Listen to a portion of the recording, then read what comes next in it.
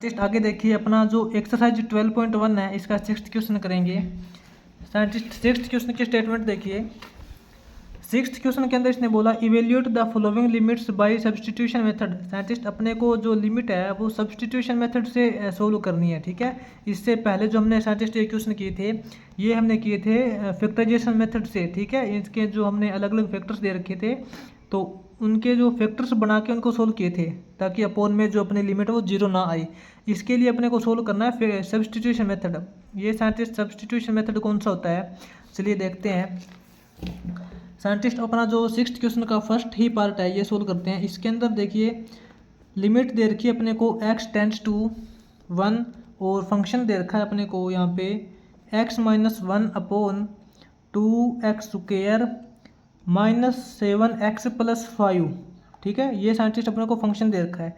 सबसे पहले तो आप यहाँ पे देखिए अगर हम यहाँ पे x की डायरेक्ट वैल्यू 1 पुट कर देते हैं, x की डायरेक्ट वैल्यू 1 पुट करने के बाद 2 - 7 - 5 + 5 0 अपॉन में 0 आएगा, ठीक है। तो अपने को यहाँ पे मेंशन करना पड़ेगा अगर इफ़ वी पुट, अगर हम यहाँ पे x की वैल्यू डायरेक्ट पुट कर देते हैं तो लिमिट क्या अपने को सॉल्यूशन देती है,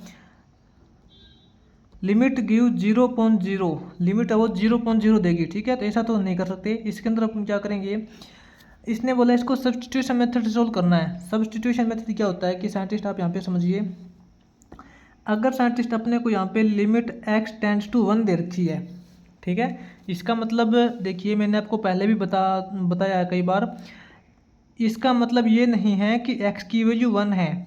इसने बोला कि x की लिमिट 1 है, यानी कि जो x की जो एग्जैक्ट वैल्यू है वो 1 से या तो थोड़ी सी ज़्यादा है या फिर थोड़ी सी कम है, ठीक है ना। x की जो वैल्यू है वो 1 के बिल्कुल आसपास है।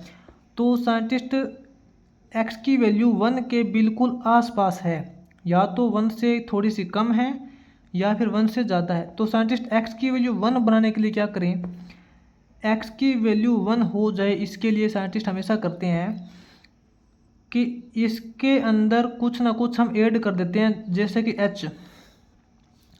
x की वैल्यू साइंटिस्ट यहाँ पे जो एग्जैक्ट वैल्यू है ना वो अपने यहाँ पे 1 नहीं है, 1 के बिल्कुल आसपास है। तो x इक्वल टू बनाने के लिए हम करेंगे कि इसके अंदर कुछ ना कुछ एक वैल्यू ऐड कर देते हैं, यानी कि x की जो एग्जैक्ट वैल्यू हो जाएगी ना वो हो जाएगी 1 + h, ठीक है। इसके अंदर कुछ ना कुछ हम ऐड कर देते हैं या फिर कुछ ना कुछ घटा देते हैं। मान लेते हैं कि अगर जो इसके अंदर x की वैल्यू है ना वो 1 से बड़ी है, x की जो वैल्यू 1 से थोड़ी सी बड़ी है, अगर x की वैल्यू 1 से थोड़ी सी बड़ी है तो x की एग्जैक्ट वैल्यू निकालने के लिए क्या करें, 1 - h कर दें, ठीक है। या फिर हम ऐसा माने कि x की वैल्यू थोड़ी सी 1 से छोटी है, 1 से थोड़ी सी छोटी वैल्यू है x की, तो x की एग्जैक्ट वैल्यू क्या हो जाएगी, 1 - h कर दें या फिर 1 + h कर दें, कोई प्रॉब्लम नहीं पड़ेगी, ठीक है। इसके अंदर चाहे तो आप 1 - h कर दीजिए चाहे 1 + h कर दीजिए, कोई फ़र्क नहीं पड़ेगा। अगर साइंटिस्ट आप यहाँ पे इस फंक्शन के अंदर देखिए x की जगह आपको 1 + h पुट करना है और जो अपनी लिमिट बनेगी साइंटिस्ट वो x की फॉर्म में नहीं बनेगी। इस बार जो लिमिट बनेगी वो h की फॉर्म में बनेगी और h टेंड्स टू 0 हो जाएगा। h की जो लिमिट है वो टेंड्स टू 0 हो जाएगी, ठीक है ना। तो ये देखिए साइंटिस्ट यही केस हम इसके अंदर यूज़ करेंगे।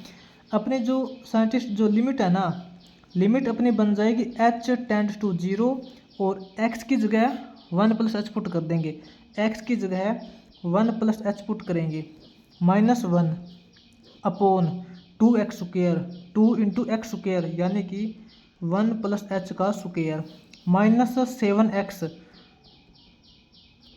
+ 5, ठीक है। लिमिट h टेंड्स टू 0 ये हो जाएगा साइंटिस्ट अपने पास देखिए 1 + h - h, 1 - 1 ये तो कैंसिल हो जाएगा, अपने पास बचेगा h अपॉन में साइंटिस्ट अपने पास क्या रिजल्ट रहेगा, इसका स्क्वायर ओपन कर लेते हैं।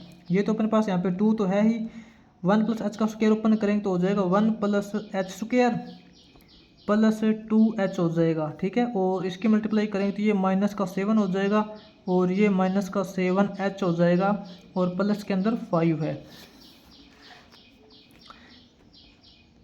लिमिट h टेंड्स टू 0, ऊपर तो h है साइंटिस्ट आपको पता है, h अपॉन इसकी मल्टीप्लाई कर लेते हैं। 2 इंटू 1 करेंगे 2 प्लस 2h²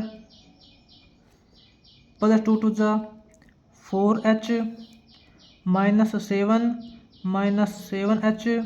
प्लस 5। तो साइंटिस्ट अपने पास फंक्शन क्या बनेगा, h अपॉन, ये देखिए साइंटिस्ट अब 2h², उसके बाद 4h - 7h करेंगे तो -3h हो जाएगा। ठीक है, अब कांस्टेंट वैल्यू देखिए, कांस्टेंट वैल्यू अपने पास है 2 - 7 करेंगे -5 प्लस 5 कैंसिल हो जाएगा 0। ठीक है, अपने पास ये रिजल्ट बनेगा। तो साइंटिस्ट अपनी जो लिमिट हो जाएगी h tends to 0, h upon, इसमें से साइंटिस्ट h कॉमन निकाल लेते हैं, इसमें से एक h कॉमन निकालेंगे तो अंदर बचेगा अपने पास 2h। क्या बचेगा, 2h -3 बचेगा। h से h कैंसिल हो जाएगा, अपने पास फंक्शन बचेगा 1 अपॉन 2h -3। अब साइंटिस्ट यहाँ पे h की वैल्यू 0 पुट कर सकते हैं डायरेक्ट, क्योंकि अपॉन में अपने पास यहाँ पे अब केस 0 वाला नहीं बनेगा। h की वैल्यू 0 पुट करेंगे तो 2 इंटू 0 करेंगे 0 हो जाएगा, और -3 अलग से बचेगा तो -1/3। ठीक है, ये इसका सॉल्यूशन आ जाएगा। इसी प्रकार साइंटिस्ट अपना जो 6th क्वेश्चन का सेकंड पार्ट है, आगे देखिए। सेकंड पार्ट के अंदर अपने को इसने लिमिट दे रखी है x टेंड्स टू 3, और फंक्शन इसने बोला है कि x² -x -6 अपॉन x की पावर 3 -3x² प्लस x -3। ठीक है ना, इसको देखिए साइंटिस्ट आप, जैसे हमने इससे पहले क्वेश्चन के अंदर किया था। साइंटिस्ट देखिए इसके अंदर जो x की लिमिट दे रखी है 3। ठीक है, इसका मतलब x की एग्जैक्ट वैल्यू 3 नहीं है, या तो 3 से थोड़ी सी बड़ी है, या फिर थोड़ी सी बड़ी है, या फिर छोटी है। ठीक है, तो साइंटिस्ट x की एग्जैक्ट वैल्यू क्या हो जाएगी, x की एग्जैक्ट वैल्यू हमने साइंटिस्ट यहाँ पे देखिए ऊपर 1 + h माने थे ना, तो यहाँ पे हम मान सकते हैं कि 3 + h, या फिर हमें आपको दूसरे तरीके से कराऊँ तो आप मान सकते हो कि 3 - h भी मान सकते हो, 3 + h या फिर 3 - h, कोई भी मान सकते हो, कोई फ़र्क नहीं पड़ेगा। इसके लिए जो अपनी h टेंड्स टू 0 हो जाएगा। ठीक है, तो साइंटिस्ट अपनी जो लिमिट है वो तो h टेंड्स टू 0 हो जाएगी, और जहाँ भी फंक्शन के अंदर आपको x दिखाई दे रहा है उस x की जगह आप 3 + h पुट कर दीजिए, x को 3 - h के साथ रिप्लेस कर दीजिए। ठीक है, x की जगह 3 - h पुट करेंगे साइंटिस्ट, 3 - h का स्क्वायर माइनस के अंदर x -6 अपॉन x³ 3 - h का क्यूब। ठीक है, -3 इंटू x² 3 - h का स्क्वायर प्लस x 3 - h -3। अपने साइंटिस्ट यहाँ पे लिमिट बनेगी h टेंड्स टू 0। ठीक है, उसके बाद देखिए 3 - h का स्क्वायर माइनस, इसको थोड़ा सा हम ओपन कर लेते हैं, इसका स्क्वायर ओपन करेंगे तो क्या हो जाएगा, 3 - h का स्क्वायर ओपन करेंगे साइंटिस्ट, a - b का स्क्वायर ओपन करेंगे तो क्या हो जाएगा, 9 + h² -2ab करेंगे तो 6h हो जाएगा। ठीक है, और -3 हो जाएगा, माइनस माइनस प्लस h हो जाएगा, और माइनस का 6 हो जाएगा। इसके अपॉन में देखिए साइंटिस्ट अब क्या रिजल्ट आएगा, यहाँ देखिए a - b का क्यूब ओपन करेंगे साइंटिस्ट, आपको पता है a - b क्यूब क्या होता है, यहाँ पे आपको आइडेंटिटी बता देता हूँ मैं। a - b का जो क्यूब होता है वो अपना होता है a³ - b³ -3ab into a - b। अब साइंटिस्ट इस फॉर्मूले को थोड़ा सा देखिए, क्या बनेगा, a³ - b³ -3ab into a करेंगे तो 3a² भी हो जाएगा। क्या हो जाएगा, -3a²b, और माइनस माइनस प्लस, प्लस का 3ab²।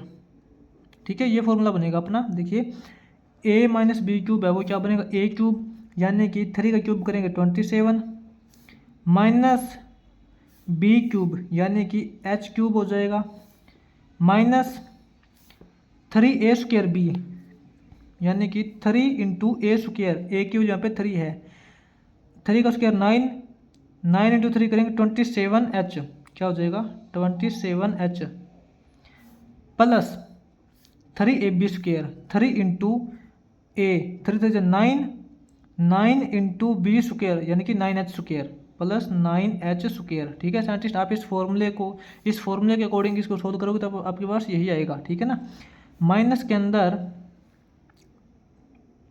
3 इंटू 3 माइनस एच का स्क्वायर ओपन करेंगे, ये अपने पास हो जाएगा। देखिए 3 माइनस एच का स्क्वायर ओपन करेंगे तो 9 plus H square minus 6H।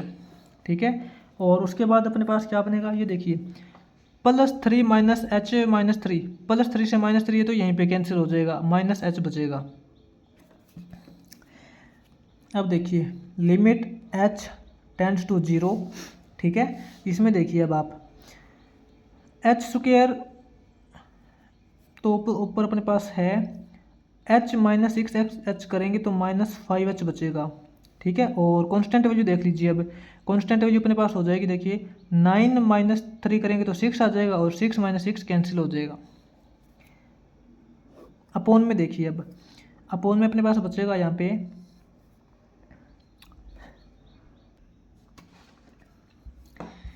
अपना हो जाएगा। देखिए एच क्यूब हो जाएगा, माइनस का एच क्यूब ये तो अलग से हो जाएगा। ठीक है, और प्लस का 27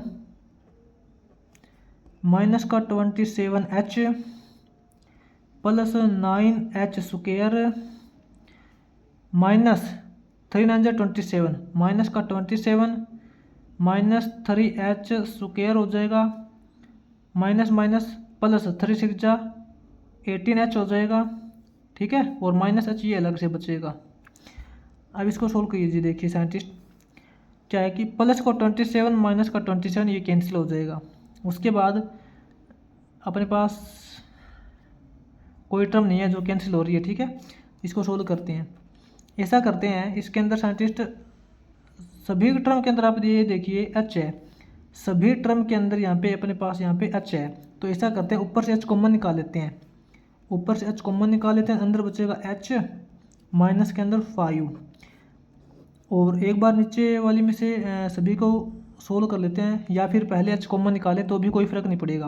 पहले अगर h कॉमन निकाल लें तो अंदर क्या बचेगा, h कॉमन निकालने के बाद यहाँ बचेगा माइनस का h स्क्वायर, क्या बचेगा माइनस का h स्क्वायर, यहाँ पे बचेगा माइनस का 27 क्योंकि h तो बाहर कॉमन निकाल लिया। यहाँ बचेगा 9H प्लस 9H बचेगा, यहाँ बचेगा माइनस का 3H, यहाँ बचेगा प्लस का 18 और यहाँ बचेगा माइनस का 1। ठीक है, ठीक है, जो साइंटिस्ट हमने h कॉमन निकाला था उससे तो कैंसिल हो जाएगा। अपने पास ओवरऑल क्या रिजल्ट बचेगा, ऊपर बचेगा h minus 5, h minus 5 upon में देखिए अब माइनस का h स्क्वायर, माइनस का h स्क्वायर। उसके बाद h वाली टर्म देख लीजिए, 9H माइनस 3H करेंगे 6H प्लस का 6H।